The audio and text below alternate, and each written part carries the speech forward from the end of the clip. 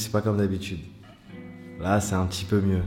On n'est pas à la maison. Là, on est au bureau. Tu vois ce que je veux dire? Et là, c'est sérieux. Donc aujourd'hui, on se retrouve pour une nouvelle vidéo. Et on va apprendre comment faire une vidéo stylée avec un fond vert ou fond bleu. Cheat. Yes, sir. Donc là, pour cette vidéo, normalement, tu vas pas avoir besoin de beaucoup de matériel. L'idée, c'est de pouvoir faire une vidéo assez simple pour que derrière, toi, tu sois capable de pouvoir la refaire avec ton matos, donc pas forcément du matériel pro. Donc, tu vas avoir besoin d'une caméra, donc même avec ton iPhone, ça peut faire le taf, de lumière.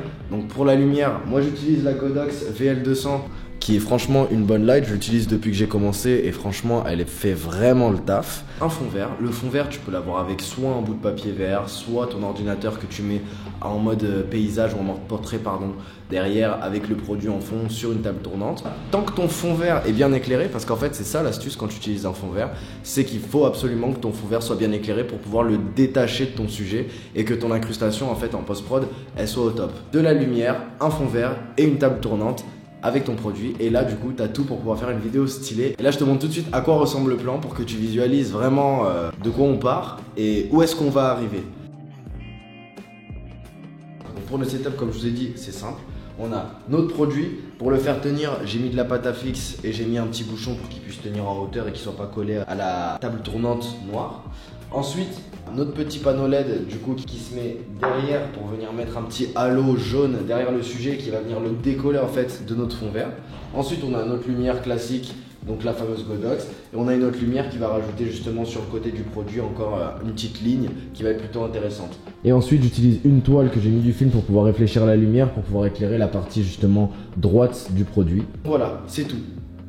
C'est que ça le setup, en gros, pour faire ça.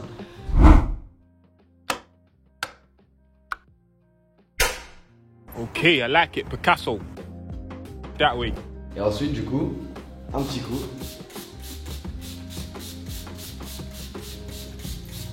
Tac, histoire qu'elle fasse bien frais. Franchement, je kiffe faire ça. Parce que du coup, genre, ça rend vraiment stylé le produit. On s'en rend pas compte comme ça, mais je te promets que là, quand je vais te montrer le résultat, tu vas valider. Donc ça, du coup, ça nous donne ça. Nice. Donc pour ce rush, j'ai utilisé l'objectif Sigma en 105 mm en ouverture 5 pour justement avoir un détachement du sujet et du fond vert assez intéressant sans forcément pousser le délire pour pas qu'on ait le détail du fond vert mais qu'on ait quand même un beau détourage quand tu vas faire ta vidéo. Ok, du coup on se retrouve sur notre logiciel de montage. Moi du coup je suis sur After Effects. Après vous pouvez faire le montage sur n'importe quel logiciel, que ça soit After Effects, Final Cut Pro ou Adobe Premiere. Vous avez quasiment les mêmes effets, en tout cas en termes d'incrustation. Juste en général sur After Effects tu peux aller plus loin dans les effets et moi bon voilà ça fait à peu près... ça fait maintenant peut-être 10 ans que je monte sur After Effects donc j'ai quelques réflexes, même si je sais que bon, ce serait bien plus simple de passer sur d'autres logiciels de montage. Mais bon voilà, du coup, là maintenant que vous êtes sur votre logiciel, donc sur After Effects, ce que vous allez faire une fois que vous avez importé votre clip, c'est que vous allez créer une nouvelle composition. Donc on va créer une nouvelle composition, on va l'appeler Hero Canette, hop, qu'on mettra en 1080p et qu'on fait durer une trentaine de secondes. De toute façon après ça on peut le régler après. Donc vous cliquez sur OK, voilà, et là vous allez glisser votre clip dans la précomp. Une fois que vous avez glissé le clip, là vous voyez il est trop grand, donc vous allez changer l'échelle, donc on va appuyer sur S, tac, et là on va mettre 50% pour l'échelle. Là on a recadré notre clip, vous pouvez recentrer. Ensuite, maintenant qu'on a notre fond vert qui est dans notre précomp, ce qu'on va faire c'est aller dans les effets et chercher l'effet Key Light. Ou du coup incrustation fond vert, ça dépend justement de votre logiciel. Si vous ne trouvez pas quel effet en fait fait l'incrustation, je vous invite à aller sur Google et directement chercher. Donc, une fois que vous avez trouvé l'effet Key Light, vous allez le glisser directement sur votre clip. Et là, dans Screen Color, vous allez cliquer sur la pipette et sélectionner le vert qui est le plus proche de la canette. Le temps que ça charge, voilà.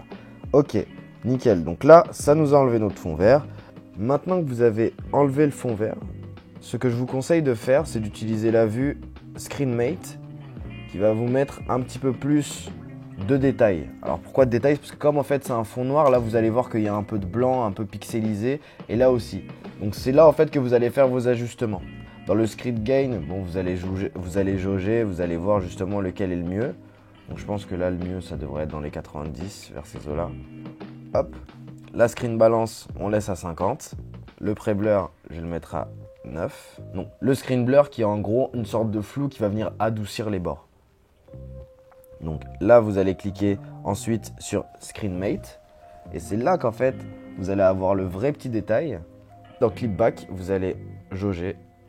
Et du coup, moi je mets à peu près 30. Ça devrait être bon. Donc voilà, là normalement, on voit que le détourage de la canette est plutôt clean.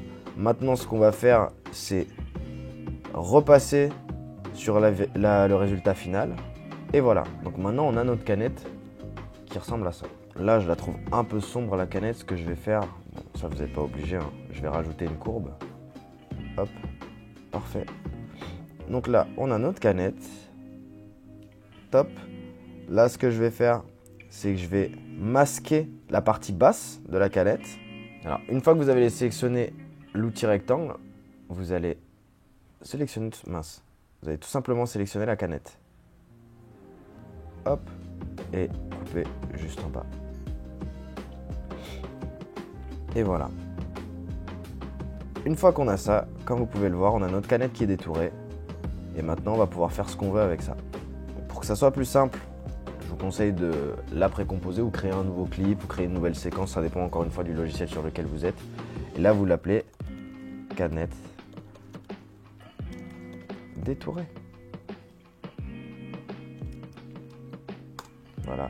Et du coup, maintenant, vous pouvez déplacer la canette sans problème où est-ce que vous voulez. Donc voilà, maintenant vous avez votre rush. Ce qu'on va faire maintenant, c'est animer du coup la vitesse du clip. Donc on va le faire durer 4 secondes à peu près. Voilà, tac. Parfait. Donc voilà, on a fait notre 360. Donc moi en général, pour créer une animation sympathique, je joue avec la vitesse, l'échelle et la position. Donc pour toucher à l'échelle, vous allez appuyer sur S. On va le mettre à 100% à la fin.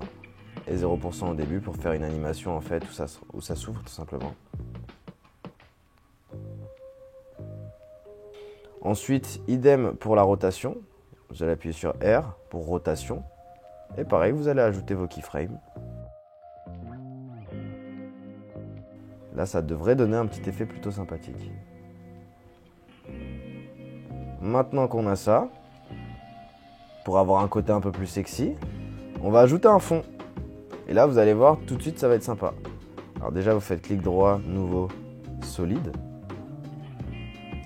On va l'appeler fond noir. Donc là, vous sélectionnez bien du noir profond. Hop, hop. Et là, du coup, on voit bien que le détourage de notre canette, il est vraiment clean et qu'il n'y a pas de problème à ce niveau-là. Donc une fois qu'on a notre canette, on va, comme je vous ai dit, ajouter un fond qu'on vient glisser entre la canette et le fond noir. Donc là, on a rajouté des paillettes et là, c'est un peu plus sympa. Donc voilà.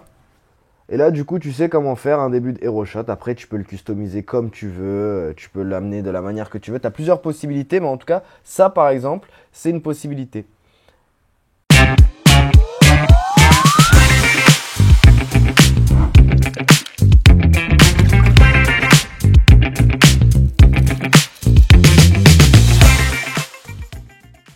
Et voilà mon gâté, j'espère que la vidéo t'a plu, que t'as pu apprendre 2-3 tips. Donc si pour le coup ça a été utile, n'hésite pas à laisser un like, un commentaire et à t'abonner à la chaîne.